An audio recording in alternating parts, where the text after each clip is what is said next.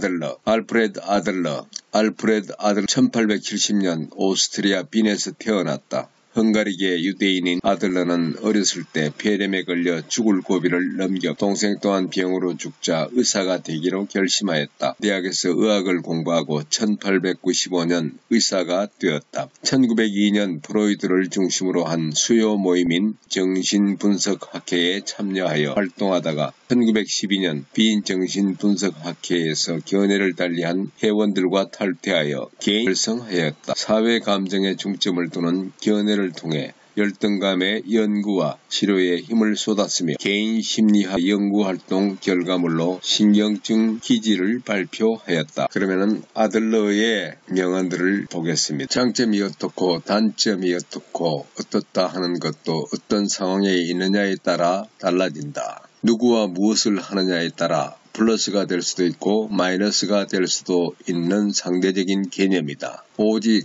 그 사람이 처한 상황만이 그것이 점인지 단점인지를 결정한다. 생각의 함정으로서 인간은 누구나 자신의 정당화해 줄 수 있는 생각은 붙잡고 방해되는 생각은 거부한다. 세상을 바라보고 해석할 때에도 자기 생각을 지지하는 데에 필요한 것만 받아들인다. 이로운 것들은 의식의 영역에 두지만 자신을 불편하게 하는 것은 무의식으로 밀어낸다. 집중력은 누구에게나 있다. 흔히 내가 혹은 우리 아이가 집중력이 없어서 문제라고 말하지만 그것은 틀린 말이다. 집중하지 못하는 사람은 없다. 다만 항상 다른 것에 집중하고 있을 뿐이다. 부주의는 다른 사람이 요구하는 것을 해야 하는 상황에서 나타나는 특징이다. 못났다는 느낌은 어디에서 오는가? 인간으로 존재한다는 것은 곧 열등감을 느낀다는 다. 태어난 그 순간부터 인간은 비교 대상을 찾는다. 형제나 또래,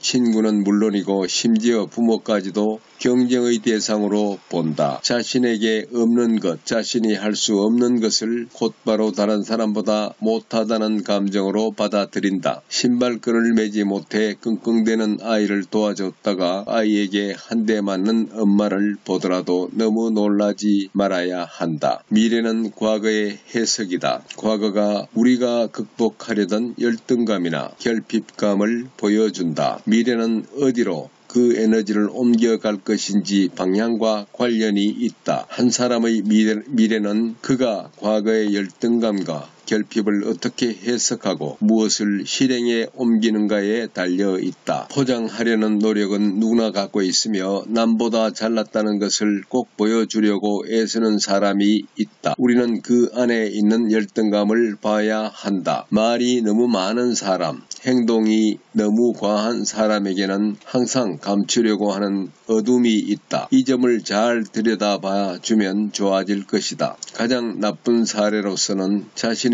부족함을 숨기기 위해 자기 최면이나 자기 도취를 반복하면서 스스로 뛰어난 사람이라고 느끼고 싶어하는 경우가 많다. 직장에서 이렇게 억눌린 사람이라면 집으로 돌아와서는 자신이 얼마나 중요하고 대단한 존재인지 가족에게 보여주려고 꾼이 되기도 한다. 그의 열등감은 해소되지 않고 축적된다. 자기 자신을 기만하는 이런 노력은 결국 실패한다. 권력을 향하는 사람들을 보면 열등감이 클수록 권력에 대한 욕망은 강해지고 감정적 기복도 심해진다. 권력을 잡았다고 생각하고 마구 휘두르는 사람은 그 권력을 잃게 되었을 때 상상하기 힘든 수준으로 초라해진다. 권력은 강력한 열등감에 시달리는 사람이 손쉽게 얻을 수 있는 가짜 치료약이다. 자살의 목적을 살펴보면 자살은 언제나 복수이거나 안갚음이다. 자살하려는 사람은 자신의 죽음에 대한 책임을 누군가에게 전가하려 한다. 나는 정말 여리고 예민한 사람인데 내가 이렇게 잔인하게 대하다니 메시지를 몸으로 표현하고 있는 것이다. 상황을 정면으로 개선하려는 노력은 하지 않고 타인이나 상황을 그저 지배하고 우월감만을 느끼려는 데서 나타나는 현상이다. 감정의 목적. 모든 감정과 행동에는 보다 근본적인 이유가 있다. 목표가 있는 사람은 감정을 그 목표 달성에 맞게 적응시킨다. 이를테면 분노는 종종 타인이나 상황을 지배하기 위해 꺼내드는 장치다. 습관적으로 화를 내는 사람은 상대를 빠른 시간 안에 굴복시키려는 의도를 가지고 있다. 그럴 만한 힘이 있는 사람과 없는 사람은 자신에게 화를 들리는 이른바 자학의 태도를 취한다. 사람은 각자의 의미 안에서 산다. 순수하게 상황 그 자체를 경험하는 것을 불가능하다. 자기 자신에게 중요한 상황만을 경험할 뿐이다. 그러므로 똑같은 일을 겪는다고 해도 사람에 따라 모두 다르게 해석되기 때문에 겪은 사람의 숫자만큼이나 각각 다른 사건일 뿐이다. 용기란 무엇인가? 장애물을 만나더라도 자신의 목표를 달성하는 일이 이 장애물보다 더 중요하다고 생각하고 끊임없이 노력하는 마음을 우리는 용기라고 한다. 회피하면서 만족하는 사람들을 살펴보면 우리도 잘 알듯 인간은 적당히 타협해서 만족해야 하는 방법을 끊임없이 찾아낸다. 포도를 따먹으려다 실패하자 바로 신포도일 거라고 단정 지으며 돌아서는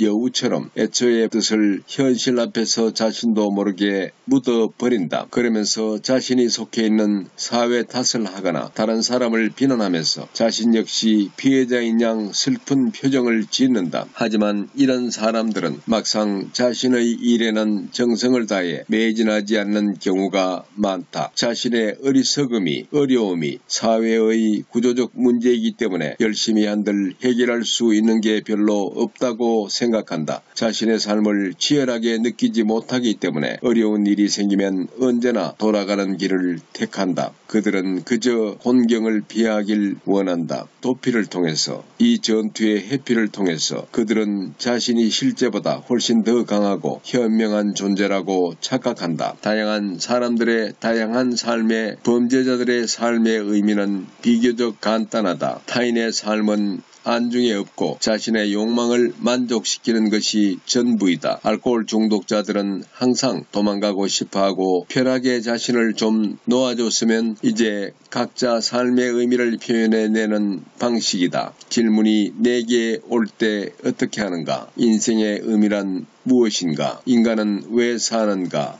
이런 질문은 주로 실패한 사람, 고통받고 있는 사람이 하는 법이다. 모든 순탄하고 어려움이 없을 때 이런 질문을 하지는 않는다. 질문에서 답이 나오기를 기대하지 말라. 아무리 기다려도 답이 오지는 않을 것이다. 헛된 싸움을 보면 비가 온다고 하자. 당신은 무엇을 할 수 있을까? 우산을 들거나 택시를 탈 것이다. 비를 향해 주먹을 휘두르면서 싸우려고 하거나 굴복시키려 들지는 않을 것이다. 하지만 당신은 지금 비와 싸우는 일에 많은 시간을 허비하고 있다. 그것을 당신은 힘이라고 착각하고 있다. 나아지게 할 수 있다고 믿고 있다. 하지만 당신이 생각하는 승리는 누구보다도 당신에게 피해를 준다. 한계를 만드는 것은 나 자신이다. 누구도 나를 낙담시키지 못한다. 내게 한계를 만들고 규정 짓는 것은 항상 나 자신이다. 실패가 두려워 전력을 다하는 것을 포기하고 스스로 가두어 버린다. 어떤 문제든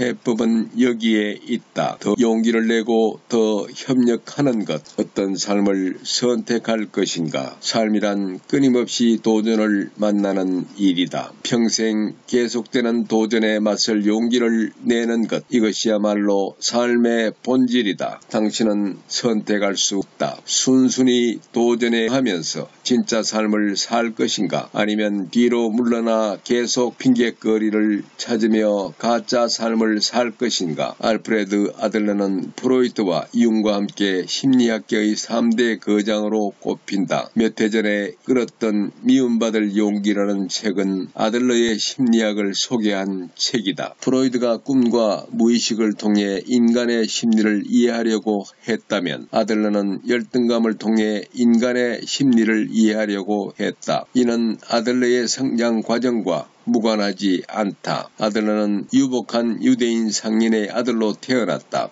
하지만 그는 어린 시절부터 몸이 약해 병 겪고 외모도 볼품없었다. 주변에서는 뛰어난 외모에다 공부도 잘하는 형을 더 예뻐했다. 아들러는 주변 사람들의 사랑을 받으려고 많은 노력을 했지만 뜻대로 되지 않자 심한 열등감을 겪게 된다. 그의 이러한 성장기 경험이 열등감의 역할과 사회적 관계를 중시한 개인 심리학의 바탕이 되었다. 어린 시절 아주 아팠던 아들러는 의사가 되겠다고 마음먹고 빈 대학교에 의과대학 진학한다. 그는 의학뿐만 아니라 철학, 심리학, 사회학 여러 학문에 관심을 가졌다. 이런 아들러를 눈여겨본 프로이트는 그를 명의 의사들과 함께 자신의 집으로 초대한다. 이들은 매주 수요일 저녁에 모여 정신분석 사례에 대해 토론하였는데 이 모임을 수요 심리학 모임 The Wednesday 빈 정신분석학회로 발전했고 아들러는 여기서 핵심 멤버로 활동한다. 하지만 프로이트가 모든 행동의 원인과 결과를 성적인 동기로 해석하자 아들러는 프로이트와 학설상의 대립을 벌이기에 얼마 지나지 않아 학회를 탈퇴한 아들러는 개인 심리학이라는 독자적인 이론을 만든다. 아들러는 개인을 나누어질 수 없는 하나의 전체로 보고 개인은 독립적인 존재이므로 독립적으로 다뤄야 한다고 했었다. 그리고 그는 사람의 행동은 과억압된 사건보다는 미래에 대한 의식적 계획과 목표에 따라 결정된다고 생각했다. 아들러는 트라우마는 없다고 단호하게 말하며 프로이트의 원인론을 정면으로 부정했다. 즉 과거에 무슨 일을 겪었더라도 사람은 얼마든지 변화할 수 있는 존재이고 앞으로 나아갈 수 있다고 말한다. 아들러에 따르면 우리가 삶을 살아가는 과정에서 만나는 고난은 극복하고 나아가야 하는 것 그 이상도 이하도 아닌 것이다. 개인의 노력만을 강조한 것은 아니다. 아들러는 개인의 노력 못지않게 사회 협력도 필요하다고 말한다. 우리는 선택의 기로에 서 있다. 아들러의 말대로 도전에 응하면서 진짜 삶을 살 것인가 아니면 뒤로 물러나 계속 찾으며 가짜 삶을 살 것인가. 모자란다는 것은 느낌은 정상이다. 당연하게도 열등감은 문제가 아니다. 병도 아니다. 발전하려고 노력하는 건전한 자극제가 된다. 문제는 열등감이 너무 강해 우울증이 되는 경우이다. 우울증으로 자신을 가둬버리고 어떠한 진지한 노력도 발견도 하지 않으려 들 때 열등감은 병이 된다. 성공은 열등감의 다른 결과물이다. 열등감을 강하게 경험했던 사람들은 무엇인가 이루려는 욕망과 열정을 강하게 느낀다. 성공한 사람들이 대부분 어두운 과거를 가진 것은 우연이 아니다. 열등감을 해결하려고 고군분투했던 사람이 결국 무엇인가를 이루어내는 일이 성공의 원인과 실패의 원인을 살펴보면 어떤 경험도 그 자체로 성공의 원인이 되거나 실패의 되거나 하지는 않는 고통스러운 경험이 사람을 힘들게 하는 것이 아니라 힘들어하는 사람이 자신의 경험에서 쓸만한 고통의 기획을 재구성해내는 것이다. 현재 상황이 즐겁고 잘 되고 있다면 기억하지 않았을 일일 수도 있다. 이처럼 자신의 경험에 의미를 부여하는 것은 자기 자신이다. 의미는 상황이 결정하는 것이 아니라 상황에 이름을 붙이는 내가 결정하는 것이다. 게으른 사람에게 스스로 게으르다고 생각하는 사람이 의외로 많다는 것을 보면은 놀라운 것이 아니다.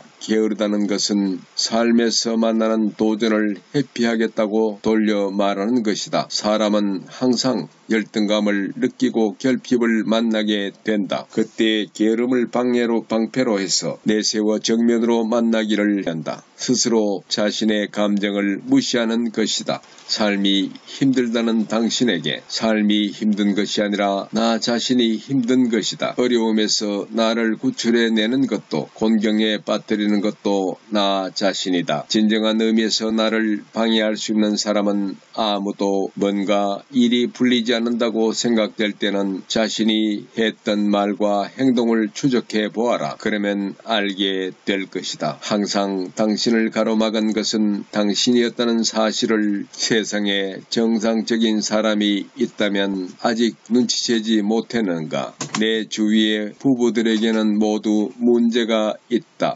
게다가 나의 가족은 물론이고 내 친구의 가족에게도 문제가 많다. 복잡하게 얽혀 서로를 괴롭히고 스스로 갉아먹는다. 열등감이 깊어 연애를 못하거나 결혼을 했더라도 의처증이나 우울증으로 서로를 괴롭힌다.